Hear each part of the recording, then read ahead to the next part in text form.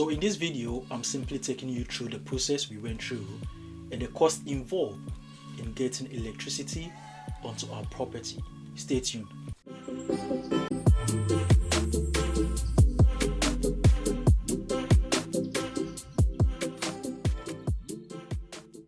Hello guys, my name is Paddy and I welcome you to my YouTube channel.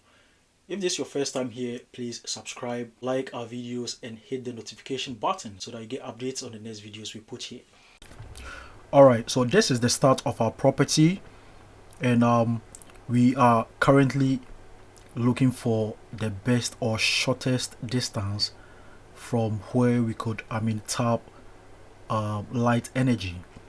Okay, so we started here and the nearest spot we found was somewhere around 700 meters according to the measurements we did. So we had the distance of 700 meters to work with. So we had to survey to know the number of poles we would need for the light extension, and we tried our best to find any shorter route, okay, because the shorter the distance, the fewer or less light poles you have to buy, and of course that is cost management. So I don't know if you could see the light pole here. So this is the first light pole we came across, which goes from right, the extension goes from right to left. So if you could see from here, you see that we could tap light from any of these poles right here.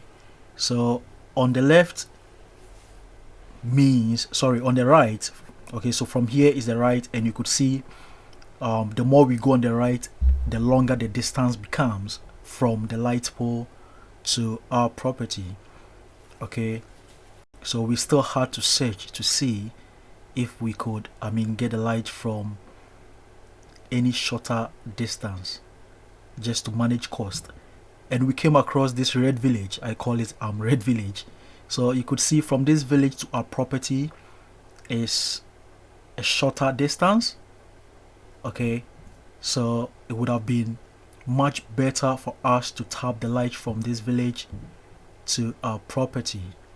All right, but of course some of these things you don't just get up and go tap light. Of course the light is a government property and we all have right to just tap it as to when we need it for whatever purposes we are going to use it for. But of course you need land to mount your poles and all that, but the lands belong to people that you need to seek their permission before. Okay, so though we realized that this would have been much better for us having a shorter distance, buying lesser poles, and of course taking fewer days for workmanship purposes, it would have been the best to just grab the light from this village onto our property. But the problem we faced was that we could not secure permission from the landlord, the landowner, in between these two properties. Whoever owned the land failed to give us the permission. Okay, and the simple reason was all these are farmlands. He's got properties. He's got I think cocoa trees, okay, of which we were going to cut some of them down, not for free, at a compensation. We were going to compensate him for the trees we were going to cut down.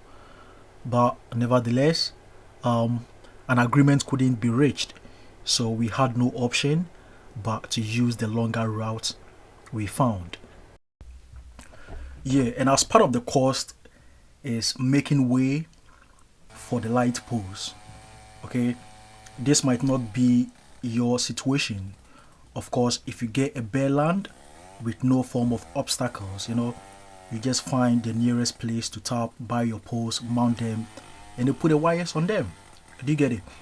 But in our case, we had so many obstacles from the first light pole to our property, and some of them were tall trees.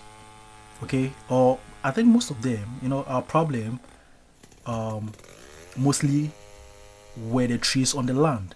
So we had to clear them, and of course, this is also going into cost. Okay, so you get the operator to come survey. You talk about prices. He's going to charge you, of course, and he's going to cut down the trees.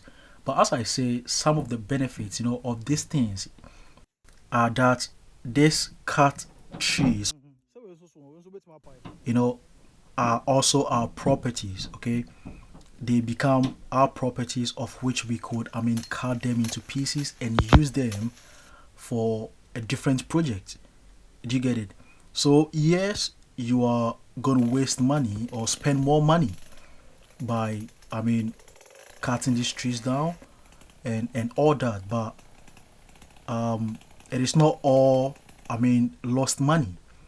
You get some end products. Okay, so if you look at the footage, you could see the number of trees we cut down started from here. So this is one of the trees that we cut down. Over there we have another tree. Okay, and we cut down a lot of them. Okay, and some of them are going to fall into other people's properties, destroying, crops, destroying trees. And of course you have to compensate them, you have to pay them.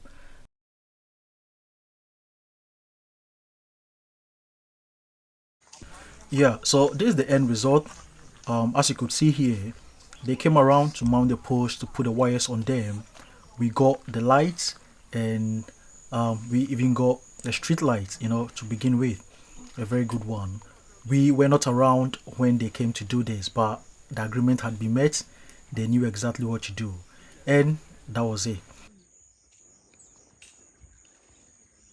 Yeah, so this is what we went through to get electricity onto our property. I wouldn't say it was a complicated process. No, it wasn't. So far as you are ready, you would get people who are also readily available to provide you or to give you a very good service. Yeah, so with the cost involved, so with the distance between the pole and our property, we needed a total of five light poles. Okay, so with the five light poles, we got one for 3,000 Ghana cedis.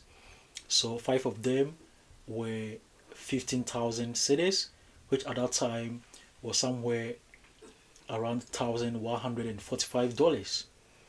And workmanship was 5,000 Ghana cedis. So 5,000 Ghana cedis at that time was somewhere around $380.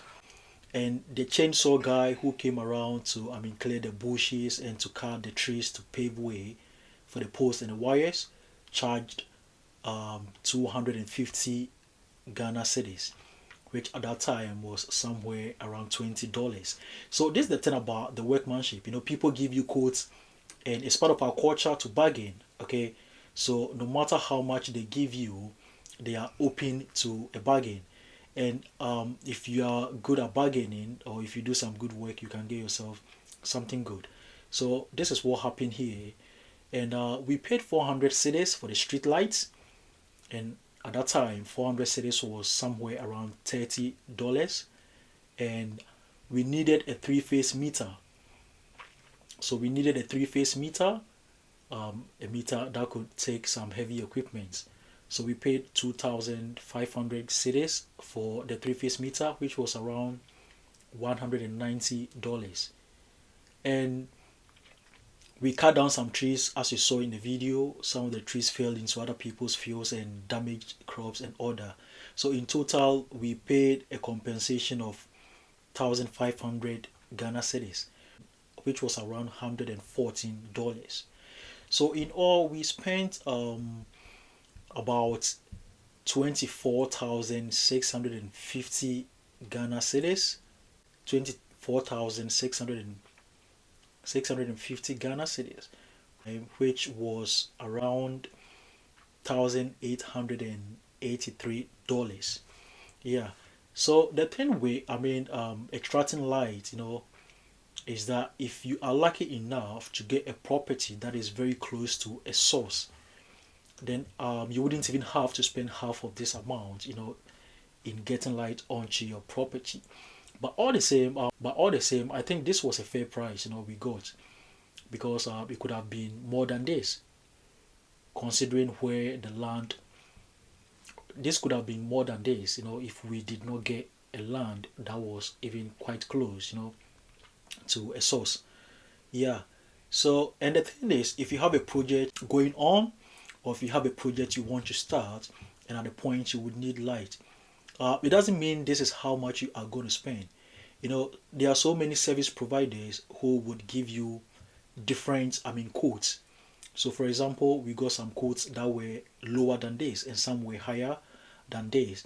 But with how fast we needed the light, and with the kind of service we needed, this is what we chose, and this is what we paid for our service. So thank you very much. This is the end of our video. Thank you very much. Subscribe if you haven't done so, and hit the notification button so that you get updated on our new videos. Thank you, and I'll see you in our next video.